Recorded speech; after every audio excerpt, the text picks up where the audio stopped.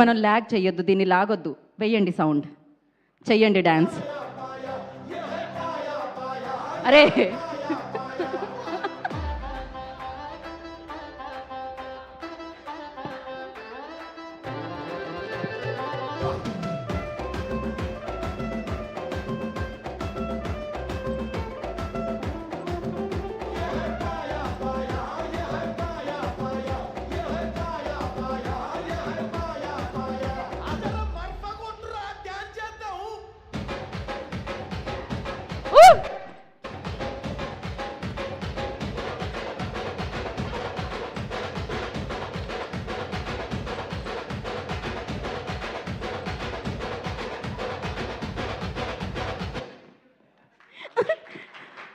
బాబ్బా, ఏం చేశారు, ఏం చేశారు.